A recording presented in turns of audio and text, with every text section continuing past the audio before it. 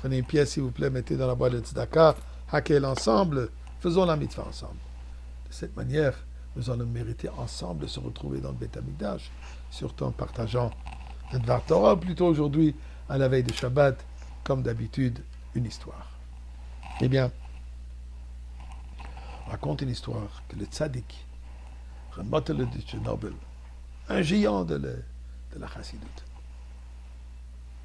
s'est fait accuser pour pas les raisons, mais il s'est retrouvé en prison. À cette époque, ça ne prenait pas grand-chose pour le Tsar de mettre des Juifs en prison. Tous les tzadikim, le rouge, on sait l'Altereb, etc., ils ont tous purgé une peine de prison.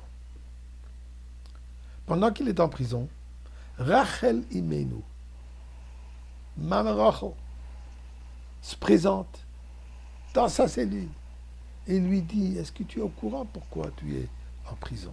Il dit: absolument pas, je n'ai aucune idée, je ne sais pas c'est quoi le point pourquoi je me retrouve ici. Et voilà, je vais t'expliquer. Dieu dit à Avraham Avinu: Lech lecha,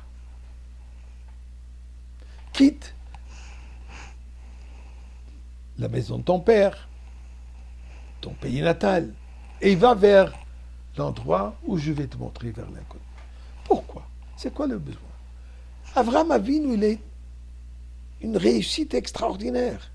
Il a des milliers de chassidim ici qui sont en train d'accepter son mode de vie, la croyance monothéique. Pourquoi quitter tout ça? Eh bien, dit le Rachel Imenu, Avraham Avinu, comme nous savons, sa vie était consacrée pour aider le prochain. Hospitalité, jour et nuit, il était occupé à recevoir du monde chez lui.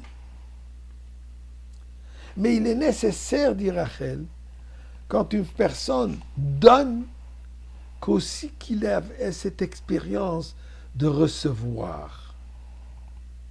Tu as des invités, c'est important de se mettre dans les chaussures de l'inviter pour savoir comment il se sent, pour savoir comment encore mieux le servir. Eh bien, dit Akadosh Baruch Hu, Avraham Avinu, lech lecha, pars en voyage. En voyage, tu auras besoin d'être invité à manger, tu auras besoin d'être invité à dormir, tu auras besoin de recevoir ce que toi tu offres à tes gens. Et de cette manière, veillez bracha, tu vas faire encore mieux. Tout ce que tu fais, tu pourras faire encore mieux. Dire Rachel Imenu au tzaddik de Tchernobyl, de Tchernobyl, que lui, il a consacré sa vie pour racheter des gens qui se trouvaient en prison.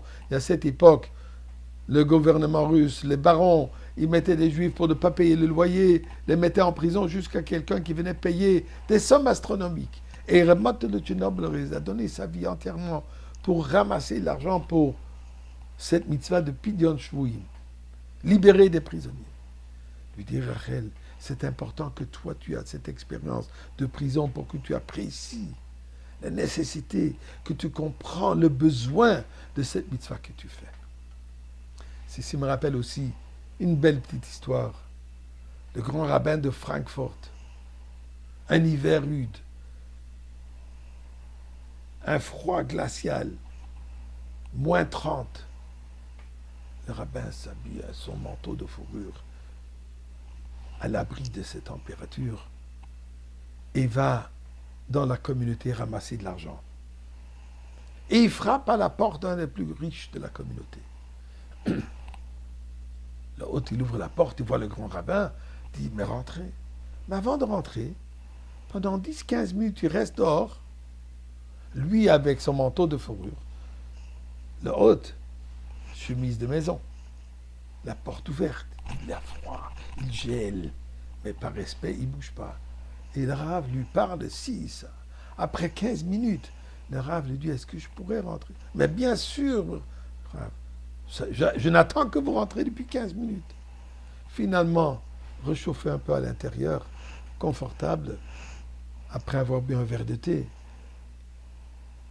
il demande au Rav: c'est quoi le but de votre visite? Et il lui dit: je suis là pour ramasser de l'argent pour des gens qui ne peuvent pas se permettre à chauffer leur foyer. Combien vous avez besoin? Je vous donne la somme entière que vous avez besoin. Mais est-ce que je peux vous poser la question, pourquoi vous avez attendu 15 minutes avant de rentrer? Il dit l'arabe avec un sourire. Je voulais que tu apprécies le froid. Je voulais que tu comprennes ces gens démunis qui n'ont pas d'argent, comment ils se sentent.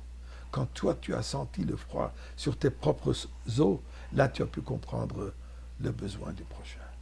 Il faut toujours comprendre le besoin du nécessiteux et d'agir de la manière comment eux, ils ont besoin. Ribbon et Shalom, on connaît le galout, on connaît l'exil, on sait le besoin de la délivrance.